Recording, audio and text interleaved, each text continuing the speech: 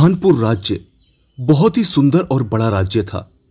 यहाँ के राजा भानु प्रताप सिंह बहुत ही सज्जन और दयावान थे।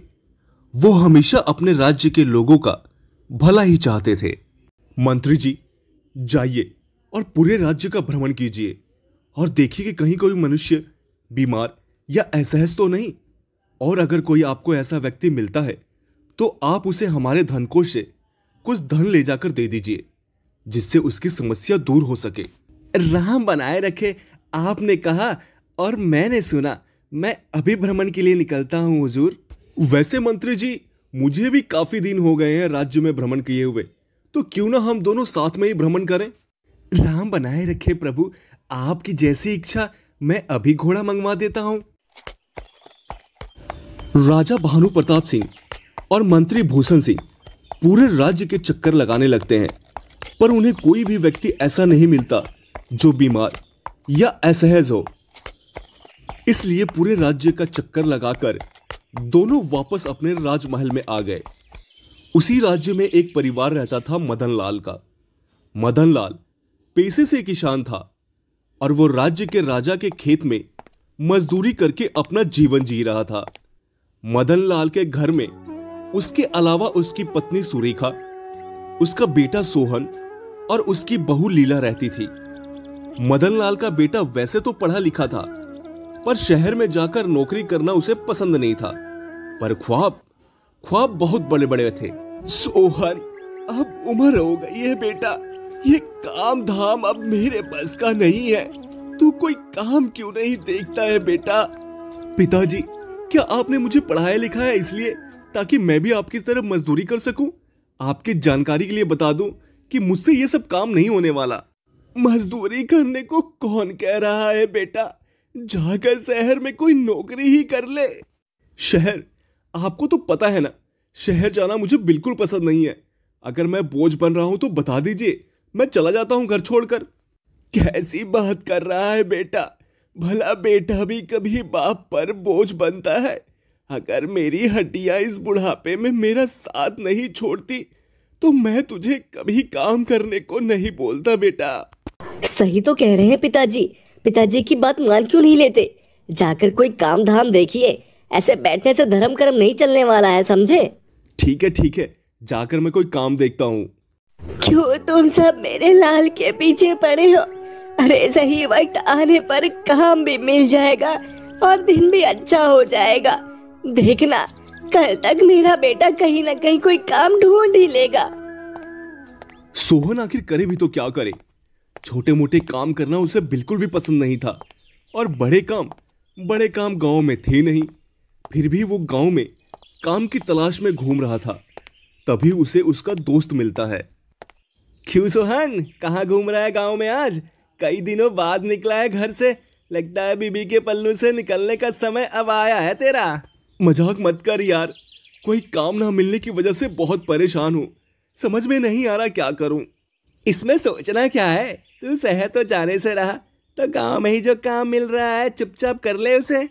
सोहन और उसके दोस्त की सारी बात मंत्री भूषण सिंह सुन लेता है। राम बनाए रखे सोहन, मैंने तुम दोनों की बातें सुन ली है। मेरे पास एक काम है जहां पढ़े लिखे व्यक्ति की जरूरत है। अगर तुम करो तो मैं वो काम तुम्हें दे सकता हूँ। मंत्री जी, अगर ऐसा है तो वो काम आप मुझे दे दीजिए, मैं कर लूंगा। राम बनाए रखे, ठीक है, कल से आ जाओ फिर काम पर। ठीक है मंत्री जी, मैं कल से ही आ जाऊंगा काम पर। ठीक है सोहन, अब मैं भी चलता हूँ, कल आना मत भूलना। राम बनाए रखे। शाम हो गई थी। सोहन भी अब घर वापस आने लगता है। थोड़ी देर में सोहन घर पहुंचकर सबको खुशखबरी देता है कि उसकी नौकरी लग गई। ये तो बहुत अच्छा हुआ बेटा, जो तुझे काम मिल गया। अब खूब मन लगा कर काम करना और अपने बाप का नाम रोशन करना। मुझे कल से ही काम पर जाना है, मैं जाकर आराम करता हूं अब।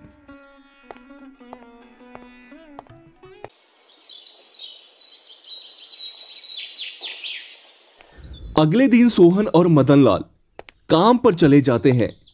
इधर सुरेखा को चलते चलते हार्ट अटैक आ जाता है और वो गिरकर वहीं दम तोड़ देती है। गांव का एक आदमी मदन लाल को जाकर सारी बात बताता है। मदन काका जल्दी कर जाओ, सुरेखा काकी गिर गई है और उनकी सांस नहीं चल रही है। कैसी बात कर रहा है रे तू, सांस नहीं चल रही है? शुभ शुभ बोल नालायक, शुभ शुभ बोल। अरे काका मैं एकदम सही कह रहा हूँ, जल्दी घर जाओ। मदन लाल सोहन को लेकर घर आता है तो देखता है उसकी पत्नी मर चुकी थी। ये देखकर मदन लाल भी टूट जाता है। धीरे धीरे कुछ दिन बीत गए। लीला, ये पैसे रख, आगे चलकर काम आएगा। इतने सारे पैसे? बेटा तू इतने पैसे लेकर आया कहाँ से? तेरी तनख्वाह तो इतनी नहीं है। पिताजी, ये पैसे मेरी तनख्वाह के नहीं है, ये ऊपर की कमाई के हैं। ऊपर की कमाई? मतलब तू रिश्वत लेता है? पिताजी, अगर रिश्वत ना लेता तो मेरी तनख्वाह कितनी है? घर का खर्च चलाना भी मुश्किल हो जाता। ये तो गलत है बेटा, जिसने तुझे नौकरी दी तो उसी को धोखा दे रहा है। मेरे लाल, जाकर ये पैसे वापस कर दे उनको। हाँ, ताकि वो मुझे जेल में डलवा दें। ऐसा कुछ नहीं करने वाला मैं, समझे आप? सोहन, अगर तू ये पैसे वापस नहीं देकर आया तो मैं घर छोड़कर चला जाऊंगा। हाँ तो जाइए, रोका किसने है? पर मैं ऊपर की कमाई नहीं छोड़ने वाला। सोहन के इतने बुरे बर्ताव की वजह से मदन लाल घर छोड़कर चला जाता है। आपको पिताजी से ऐसे बात नहीं करनी चाहिए थी। सही तो कह रहे हैं, अगर किसी दिन पकड़े गए तो नौकरी भी हाथ से चली जाएगी। ऐसा कुछ भी नहीं होगा लीला, कभी किसी को कुछ पता नहीं चलेगा। देखना, हम कुछ दिनों में ही बहुत धनवान बन जाएंगे। तू ये सब चिंता छोड़ दे और जाकर आराम कर। अब सोहन हर रोज काम पर जाता और घर आकर अपनी पत्नी लीला को अच्छे खासे पैसे देने लगा। एक दिन मंत्री भूषण सिंह ने उसे रिश्वत लेते हुए पकड़ लिया और उसे नौकरी से निकाल दिया।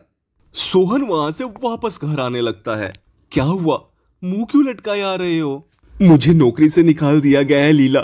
उनको पता चल गया कि मैं रिश्वत लेता हूं और जितना भी पैसा मैंने रिश्वत में लिया है वो सब मुझे वापस देना होगा, नहीं तो मुझे गांव से निकाल दिया जाएगा। आखिर आ ही गया वो दिन। पिताजी सही कहते थे, अब भुगतो। लीला, जीवन हर किसी गलत काम करने वाले व्यक्ति को सबक देती है। मुझे भी दे दिया। आज के बाद मैं कभी किसी से रिश्वत नहीं लूंगा और ईमानदारी से काम करूंगा। हाँ, पर आप ईमानदारी से अब नौकरी करने लायक बचे ही कहाँ हैं? नौकरी रही नहीं तो करेंगे क्या? मैं बात करूंगा राजा जी से। अगर तू वादा करता है कि दोबारा रिश्वत नहीं लेगा तो। पिताजी, आप, अच्छा हुआ आप आ गए। अब आप ही बात कीजिए। मैं वादा करता हूँ कभी रिश्वत नहीं लूंगा और ईमानदारी से अपना काम करूंगा। ठीक है बेटा, तू चिंता मत कर, मैं जाकर बात करूंगा राजा जी से।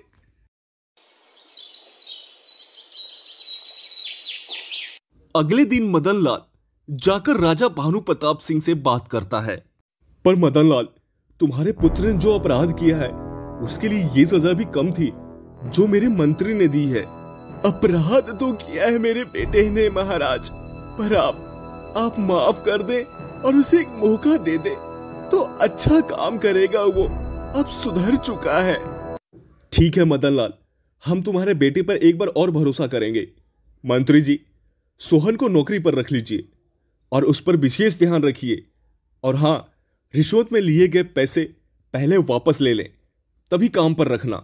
भगवान बनाए रखे। जो हुक्म सरकार, आप जो कहें वही मैं करूंगा। मंत्री ने सोहन को दोबारा काम पर रख लिया और उसके बाद सोहन ने कभी रिश्वत नहीं ली। उसे जीवन से एक सबक मिल चुका था। अब वो ईमानदारी से अपना काम करने लगा।